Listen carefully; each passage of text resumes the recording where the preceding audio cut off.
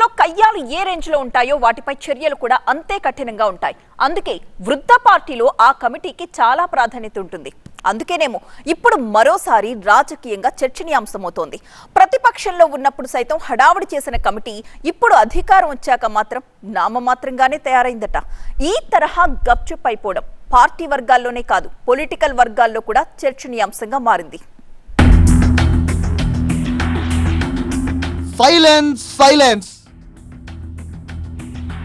PCC క్రమశిక్షణ సంఘం silence. మొదట్లో హంగామా, ఇప్పుడు ఏమైందబ్బా? పట్టించుకోవట్లేదా? పట్టింపు కరువైందా? అసలే కాంగ్రెస్ పార్టీలో నాయకుల మధ్య ఆధిపత్య పోరుకు హద్దన్నదే ఉండదు. ప్రతిపక్షంలో ఉన్న అధికార పక్షంలో ఉన్న తమ తీరు ఇంతే అన్నట్టుగా వ్యవహరిస్తుంటారు. అలాంటి నేతలకు కళ్ళెం వేసేందుకు అధిష్టానం ప్రతి పిసిసిలోనూ క్రమశిక్షణ కమిటీని ఏర్పాటు చేస్తుంది. నోరు జారిన నేతల్ని, పార్టీ వ్యతిరేక కార్యకలాపాలకు పాల్పడేవారని, ఇతర ఆరోపణలు ఎదుర్కొంటున్న వారిని పిలిపించి మాట్లాడడం, షోకాస్ నోటీసులు ఇచ్చి వివరణ కోరడం, అది సంతృప్తికరంగా లేకపోతే చర్యలు తీసుకోవడం, ఇది ఆ కమిటీ చేసే కీలకమైన పని. ఇక్కడనే కాదు, ఏ రాష్ట్రంలో అయినా జరిగేది ఇదే. కానీ తెలంగాణలో మాత్రం ఆ కమిటీ కామైపోయిందనే టాక్ వినిపిస్తోంది. ప్రతిపక్షంలో ఉన్నప్పుడు ధూమ్ధామ్ గా పనిచేసిన ఈ డిసిప్లినరీ కమిటీ ఇప్పుడు మాత్రం కుయ్యమనట్లేదనే చర్చ జోరందుకుంది. నేతల మధ్య వివాదాలను పరిష్కరించడానికి ఏర్పాటైన క్రమశిక్షణ కమిటీ కళ్ళు మూసుకుందట. కాకపోతే మొదట్లో హడావిడి చేసిన కమిటీ ఇప్పుడు ఎందుకు సైలెంట్ అయ్యిందన్నదే అంతు చిక్కని అంశంగా మారిపోయింది.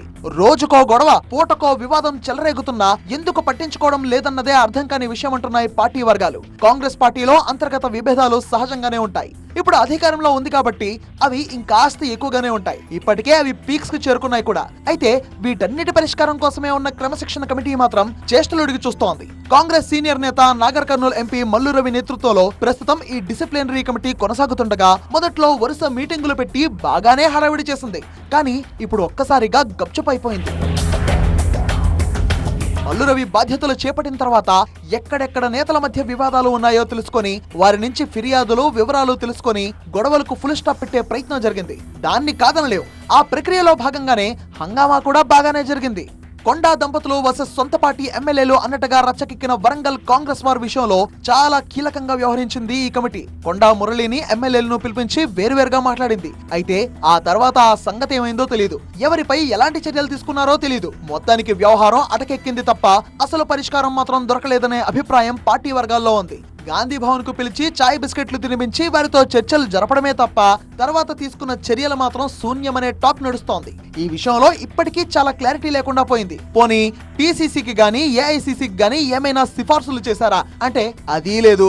అసలు ఈ విషయంలో క్రమశిక్షణ కమిటీ నుంచి ప్రకటన కూడా రాలేదు. ఈ ఒక్కటే కాదు, చాలా అంశాల్లోనూ తీర్పును అటకెక్కించేసింది పిసిసి క్రమశిక్షణ కమిటీ.